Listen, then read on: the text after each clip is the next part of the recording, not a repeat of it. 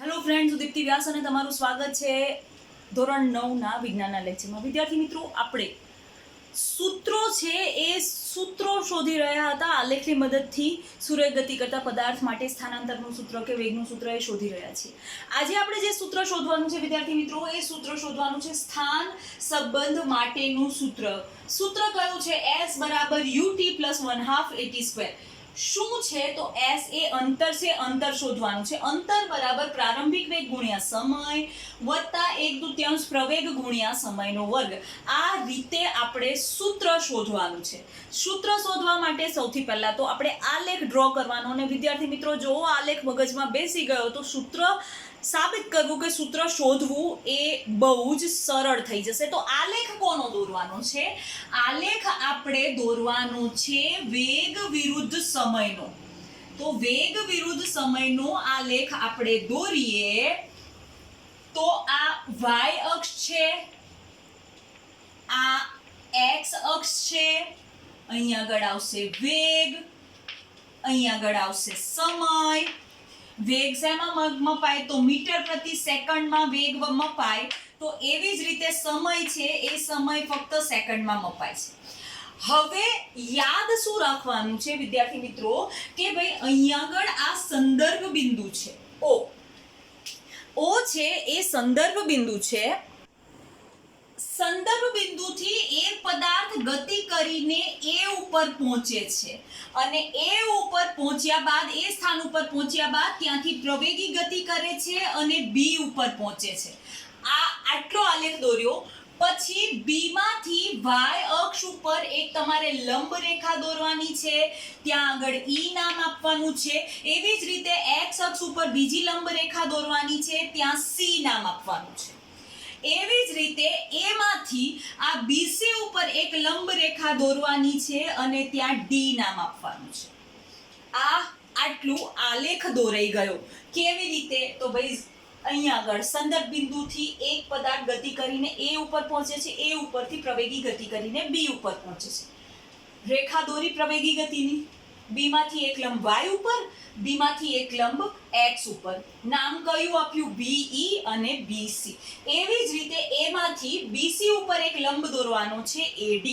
હવે વિદ્યાર્થી મિત્રો, હવે આપણે બધાની સૂત્રના હિસાબથી સંજ્ઞાઓ લખીએ. સૂત્રના હિસાબથી કેવી રીતે? તો ભાઈ અહીંયા આગળ O થી A સુધીનું અંતર છે, ત્યારે હજી પદાર્થે ગતિની શરૂઆત કરી હશે, એટલે આ OA છે એ OA ને પ્રારંભિક વેગ u લેવામાં આવે છે. અને એવી જ રીતે આ OC છે ને, એ OC સમય દર્શાવે છે, જેને t તરીકે લેવાનો રહેશે. હવે અહીંયા પદાર્થ પહોંચી ગયો છે, અહીંયા આગળ આ આખો અહીંયા પદાર્થ પહોંચી ગયો છે. એ પદાર્થ છે, એ પદાર્થનું જે BC જે અંતર છે એ શું દર્શાવે છે? તો y અક્ષ ઉપર તો વેગ છે અને B છે એ અંતિમ સ્થાન છે, ત્યાં પદાર્થ પહોંચી ગયો છે. તો આ BC છે ને, એ BC બતાવે છે અંતિમ વેગ v. BC અંતિમ વેગ v દર્શાવે છે. હવે આટલું થઈ ગયા પછી વિદ્યાર્થી મિત્રો, આપણે શું જોવાનું છે? તો આપણે એ જોવાનું છે કે આ નીચેની આકૃતિ છે એ લંબચોરસ દેખાય છે અને એની ઉપર જે આ આકૃતિ છે એ આકૃતિ આપણને ત્રિકોણ દેખાય છે. આ ત્રિકોણ થઈ ગયું અને આ વસ્તુ થઈ ગઈ એ વસ્તુ લંબચોરસ.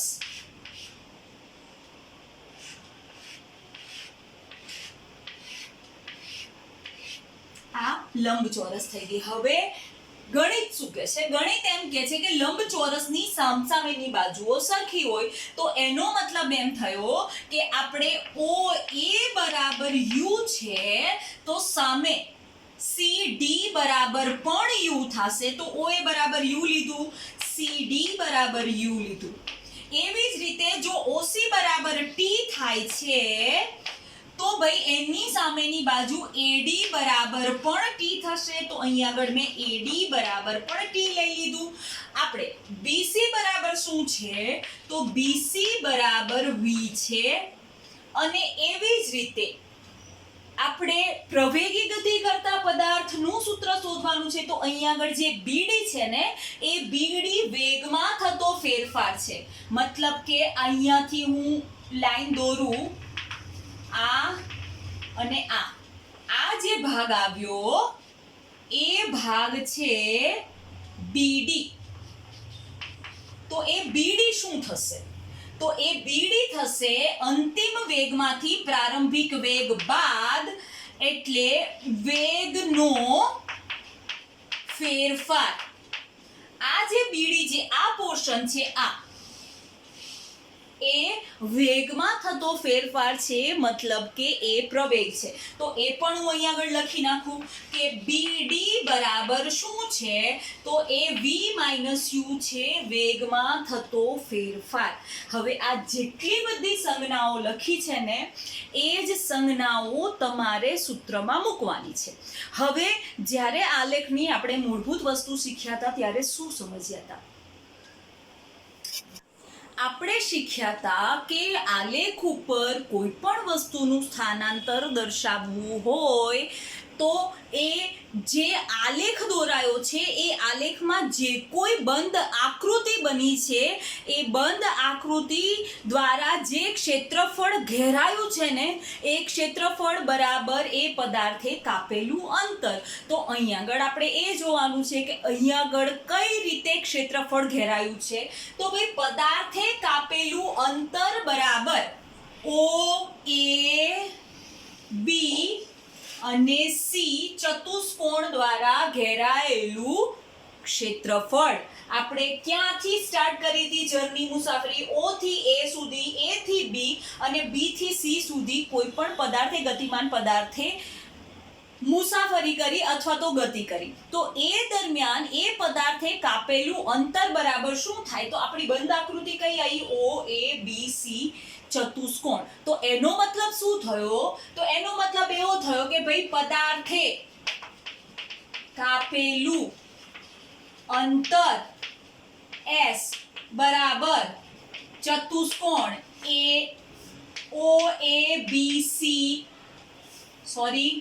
ચતુષ્કોણ OABC નું ક્ષેત્રફળ તો બરાબર S બરાબર અંતરનું મેં સૂત્ર લખ્યું S બરાબર OABC નું ક્ષેત્રફળ. હવે S બરાબર શું થશે? હવે આપણે જોવાનું છે કે અહીંયા આગળ S બરાબર શું છે. તો ભાઈ આ બંધ આકૃતિ છે એમાં ટોટલ 2 આકૃતિઓ બને છે. કઈ? તો ભાઈ એક લંબચોરસ છે અને એક ત્રિકોણ છે. લંબચોરસ કયો? OADC લંબચોરસ અને ત્રિકોણ કયો? ABD ત્રિકોણ. તો એનો મતલબ શું થયો? તો એનો મતલબ એમ થયો કે તમારે આખો ચતુષ્કોણ નથી લખવો તો તમે આવી રીતે લખી શકો કે ભાઈ લંબચોરસ OADC નું ક્ષેત્રફળ બરાબર ત્રિકોણ ABD નું ક્ષેત્રફળ. હવે લંબચોરસનું ક્ષેત્રફળ એટલે શું? તો એનું સૂત્ર છે, ગાણિતીય સૂત્ર છે કે લંબચોરસનું ક્ષેત્રફળ બરાબર લંબાઈ ગુણ્યા પહોળાઈ. તો અહીંયા આગળ લંબચોરસમાં લંબાઈ જોઈએ.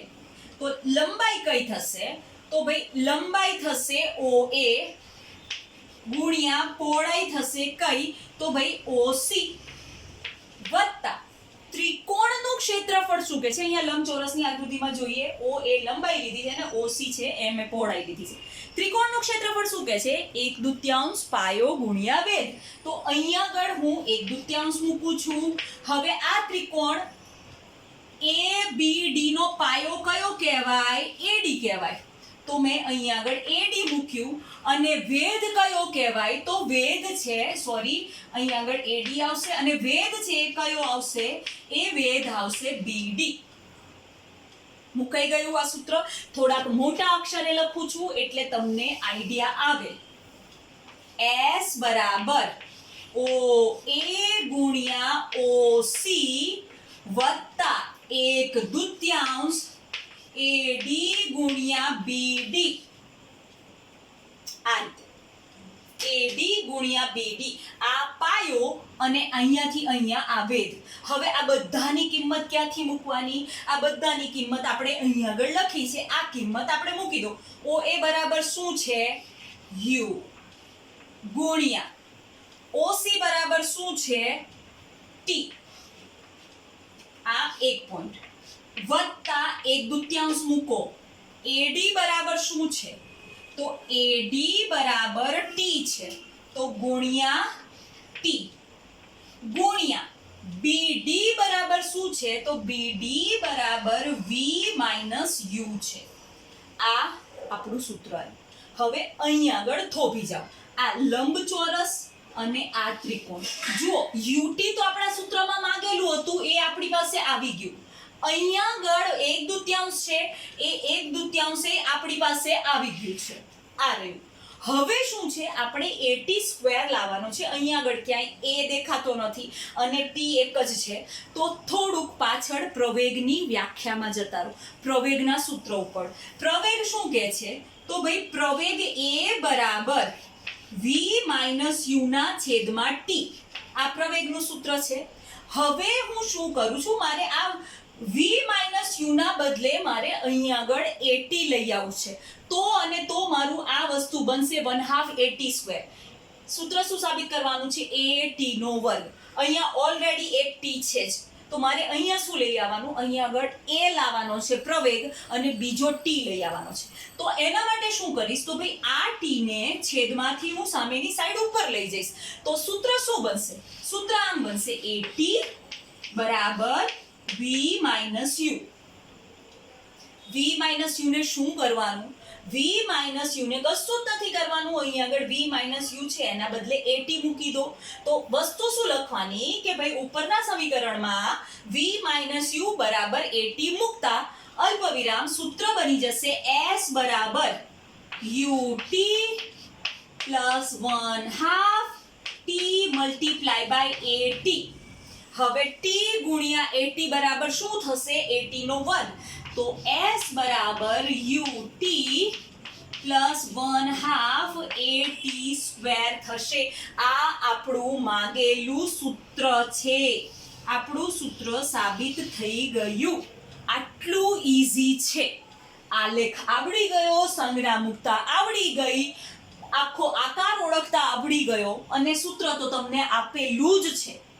તો ક્ષેત્રફળના સૂત્રો મૂકી સંજ્ઞા મૂકી અને પછી તમારે સૂત્ર સાબિત કરવાનું છે. આમ સૂત્ર સાબિત થશે. આલેખ યાદ રાખજો. એમાં જે આલેખ દર્શાવ્યો છે જે આલ્ફાબેટ્સ દ્વારા, એ આલ્ફાબેટ્સ યાદ રાખજો, અને પર્ટિક્યુલર એ આલ્ફાબેટ એ એરિયા છે, એ લાઈન છે, એ શેનાથી દર્શાવાય છે એ યાદ રાખજો. સૂત્ર ફટાફટ સાબિત થઈ જશે. તો અહીં આગળ સ્થાન સંબંધ માટેનું સૂત્ર s બરાબર ut પ્લસ 1/2 at². વિદ્યાર્થી મિત્રો સાબિત થઈ ગયું. નવા સૂત્રમાં પાછા મળીશું. ત્યાં સુધી take care, B happy and good bye.